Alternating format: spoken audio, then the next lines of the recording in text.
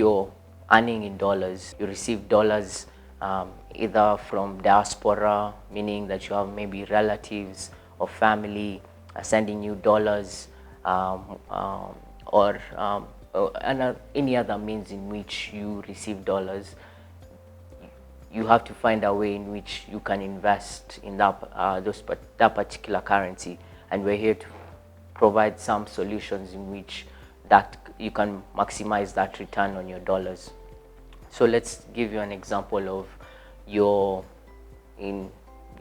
for example, working in the United States. You're an African in this case, and you have dollars. So you want to send those dollars to your family back in Kenya, for example.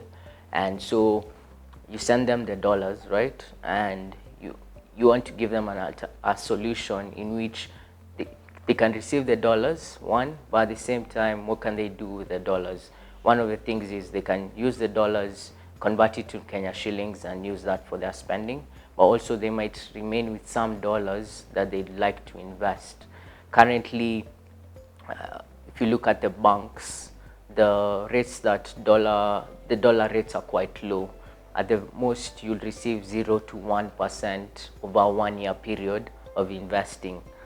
And however, there are other alternative solutions that we offer. For example, as Nabo Capital, we have a fixed income fund, we have a money market fund. In this money market and fixed income fund, you're earning upwards of 2.5%. If you look at the money market fund, for example, which is very liquid, allowing you to move your money in and out, you're able to earn about 2 to 2.5% on dollar. And if you look at the fixed income fund, which is more aligned towards long-term goals, you will earn upwards of 3% on your dollar. So that provides a very good alternative. And also, if you're abroad, for example, and you're an African and you have your money just sitting in the banks, there's viable sort of solutions for you in order to diversify that investment. And so you could have some of the money remaining liquid, for example, in the bank, but at the same time, you could also have some funds allocated to higher yielding opportunities. In the United States, currently investments are quite limited when it comes to investing in savings solutions. If you look at the bonds, for example, a 2-year bond in the United States is giving you 0.1%. If you look at the 10-year bond, it's giving you 1.5%. And if you look at the 30-year bond, it's giving you about 2.3%. So very low compared to the money market fund that I referenced, and even lower compared to the fixed income fund that I referenced. So those could be ideal opportunities for you, while providing you with the liquidity necessary to service your day-to-day needs. So there is that benefit of earning a higher return on your dollar, but at the same time, if you're holding local currency, there is benefits for you to diversify beyond just holding one currency. So if you're holding the Kenya shilling, you're holding the Nigerian naira, the South African rand, or any place that you are in, even if you're holding the euros back in Europe, there is this benefit to holding, let's say, the dollar. In this case, there tends to be something depreciation, meaning that if you're holding, let's say, your Kenya shilling, for example, relative to the dollar, your Kenya shilling tends to depreciate. Last year, we saw sharp depreciation, upwards of 5%.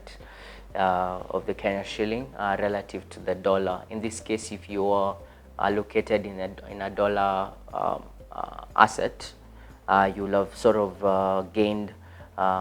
You will have gained on your currency. And what I mean is this: if you had moved, let's say, some amount into the dollar, and let's put it in a fixed income fund earning 3.5%, and then after a 1 year period, you exchange that. After a 1 year period, you exchange that particular dollar into Kenya shillings. That means you will have earned 3.5% on the dollar. After a 1 year period, the currency has the dollar has appreciated against the Kenya shilling by, let's say 6%. So by the end of the year, you'll have 3.5 from the dollar, and once you convert that dollar into Kenya shilling, you'll have gained you'll have gained the 3.5 plus the amount the dollar appreciated, which is 6%. So 3%, 3.5% plus 6%, giving you a total return of 9.5%.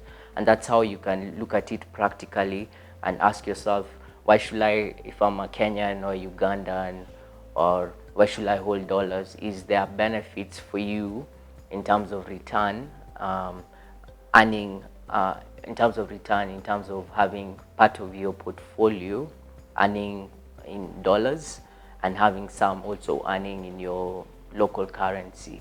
So I will strongly advise to anyone who has an investment portfolio to definitely look at diversifying, given that you're able to reduce your risk, you're able to reduce your risk, maximize your return as well, and overall even reduce your losses over time. And if you look at last year, we'll have made, let's say 9% on converting from, as the example I had given. Then look at it over the long haul, what you will have done over that period of time. So in conclusion, diversifying into the dollar is quite beneficial for an investor, and it'll be even more beneficial to your investment portfolio, investing in money market or a fixed income fund that offers you superior return compared to what you will have earned in a bank. Once you open your investment account with Nabo Capital, our investment team will be more than happy to assist you, provide you with the necessary investment solutions to your need.